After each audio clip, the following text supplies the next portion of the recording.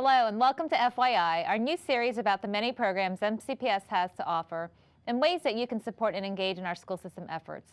I'm Elaine Chang-Baxter, Director of Partnerships. With us in the studio today is Linda Adams. Linda is the supervisor of the Pre-K to 12 Fine Arts Programming. Thank you for joining us today. Thank you for having me. As a Fine Arts Supervisor, what actually do you oversee? So I oversee visual art, dance, music, and theater for all the schools in Montgomery County Public Schools. Wow, that's a lot. Why is providing the arts education and experiences so important for our students? You know, that's a really good question. And in Montgomery County, one of our mission statements talks about how every student should have academic, creative problem solving, and social emotional skills in order to be successful for college and career. And we also talk about our core purpose as helping to prepare students, all students, to thrive in their future. And the fine arts really do support this effort. Several years ago, the president of Towson University asked business leaders, what kind of people are you looking for your workforce? And those business leaders responded that they were looking for a workforce that had a background in fine arts.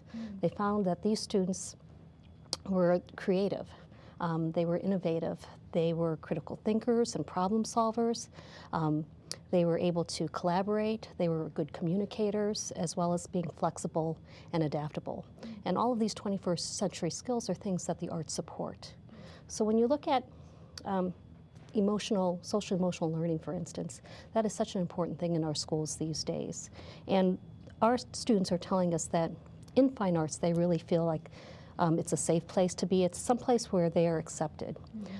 They might have differences of opinion. They're learning about multiple perspectives. But at the same time, there is that expectation that even if they don't agree with those perspectives, they're still going to respect and value them. So the arts really do support that empathy and that social justice piece. We had a student several years ago who was telling us that, you know, she was a really strong student. She was in the 90th percentile, getting A's in her class. But she said in her instrumental music class, if the students only performed 90% of the notes correctly, it would really sound terrible. It would be cacophony. Right. So that academic excellence, that perseverance, that resilience, that was really something that the arts helped to support as well. We also want to highlight how important that creative practice is. When students are engaging in the arts, they're looking at ways to find multiple solutions. So there's not one right answer. They're engaging in higher order thinking skills. When they're engaging in the arts, it really is driving their own learning, and that's something that's so important that we see in the arts. William Bennett, who was the U.S. Secretary of Education a while back, talked about how the arts were really essential. They were as important as reading, writing, and arithmetic. He said that music, dance, art, theater, these are all keys that unlock a profound human understanding and accomplishment for our students. So that's why the arts are so important. Yes, definitely, and I love the way that the arts allow people to also express themselves. And it really is about students having that opportunity to share they're making meaning. So it's their personal meaning making that's happening. Wow, thank you.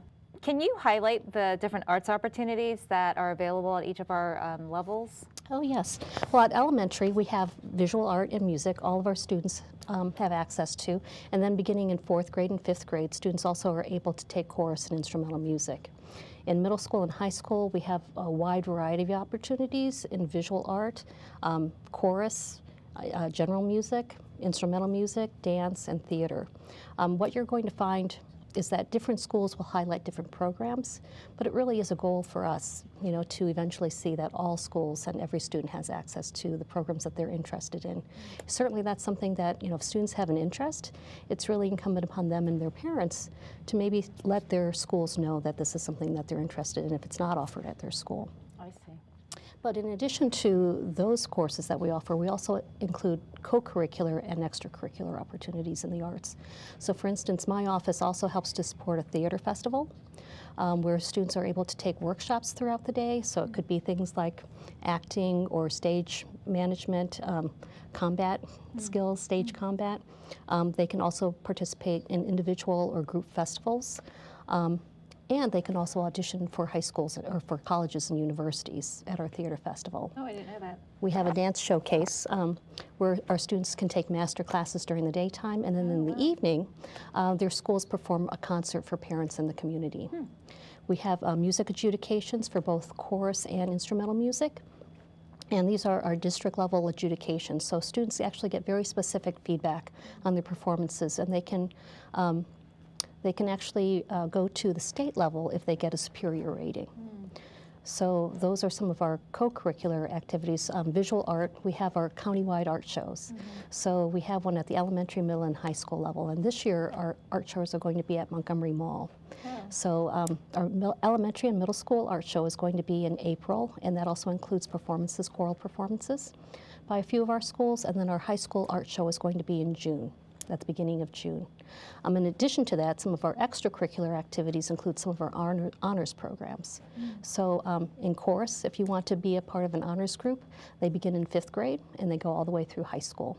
And in instrumental music, we have both band and orchestra honors programs that begin in 6th grade that go all the way to high school.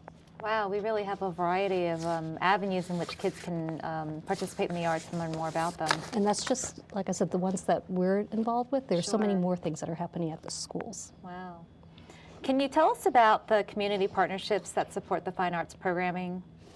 Well, you know, we have so many wonderful partners that I'm going to need to ask forgiveness if I forget to mention somebody. So this is really not all of them, but some of the ones that we're very involved with include Strathmore, and I've actually got a list here to help me out. Strathmore, Imagination Stage, we have Art Speak, Youth Art for Healing, the National Philharmonic Orchestra, the Baltimore Symphony Orchestra, the Arts and Humanities Council, the Dr. Martin Luther King Committee for Montgomery County. We have Arts on the Block, a diversity show with the County Executive's Office and Rockville Library, Adventure Theater, Roundhouse Theater, Art of Eight, and an art show with Johns Hopkins. So that's just to list a few of them. Right, and I know that's just a few of them because we partner on a lot of arts programming.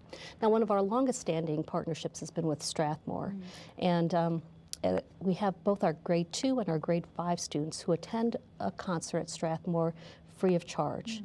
So this has been happening for about 14 years. It's amazing. And it really is amazing. I hope that people have a chance to talk about it a little bit, but we have approximately 12,000 students per grade level that go. Wow. And the music curriculum actually is kind of aligned to the concerts. So the students will get information about the music curriculum, and then they'll actually see it in action on stage. Right. Well, one of the things that I found amazing when I was an elementary school principal was watching all of the second graders performing the same choreography across the whole audience, and that, to me, that took a lot of organizing, but that was incredible to see that all the second graders were singing the same song and had the same hand movements across the whole audience.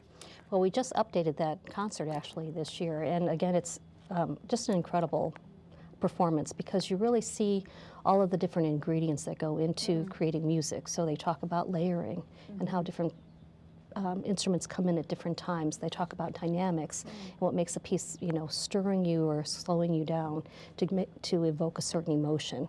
So it was a really strong concert, and that was by the National Philharmonic Orchestra. 5th grade actually has a new program as well that's a jazz program that Strathmore sponsors. So that's been wonderful. Amazing. There's so many rich opportunities that our school system's providing. Well, Strathmore also has started an East County Strings program for us. And this is for middle school. So in the East County, there are 9 schools where the teachers nominate students, and then those students work with musicians from the American Strings Teachers Association, which then culminates into a concert with all of those students performing together for the first time at the concert. Wow, amazing. And this year we started something called Think Big Cafe. So again, this is with Strathmore and then the Glenstone Museum. And this is with our 4th grade students. So we've chosen 4 schools to participate, and these students are getting opportunities to experience art and music outside of the classroom. So they attend Strathmore and they attend Glenstone. And we have the Think Big Cafe part of it is for the students to actually be able to have interaction and discourse amongst each other from those different schools, the opportunity to process what they've seen, to share ideas, really to think big. With the culminating activity for this program being at their schools, and it's going to be something that's student-driven. So it might be a concert, it might be an art installation, it might be all of the above or none of the above. It's going to be up to those students. Wow. I actually brought some quotes from students who participated going to visit Glenstone, which is a museum in Potomac. And for some of these students, it's the first opportunity that they've had to visit a museum. And sometimes it's nice to hear things from the students' own words. So this one or two. So this student talked about how I saw the sculpture in the circles. I saw the sculpture with 2 circles and the water. I thought it represented partnership because water was spilling into one circle from the other. Wow. Another student said, I learned that all sculptures have meanings, and even the ones without names, because the artist wanted you to think about all the meanings and that there could be many of those. Wow. And our teacher shared that the students really love to be outside and interacting with the art, climbing through, around the sculptures. There's a whispering wall and echoing. Most of my students have never been to an art museum, and now some of them have mentioned taking a trip to the National Gallery of Art. They also mentioned a correlation to our green sculpture garden, specifically how the art can be created for a specific location to enhance the environment. Powerful. Well, thank you so much for being on our program today. You're quite welcome. Thank you so much for having me. I'd like to leave you with one quote, and that's from Albert Einstein. And Albert Einstein talked about how logic can get you from A to B, but imagination can take you everywhere. Wow. And that's what the arts do for you. Wow, thank you. And thanks to our viewing audience, I'm Elaine Chang-Baxter, Director of Partnerships. Join us next time on FYI.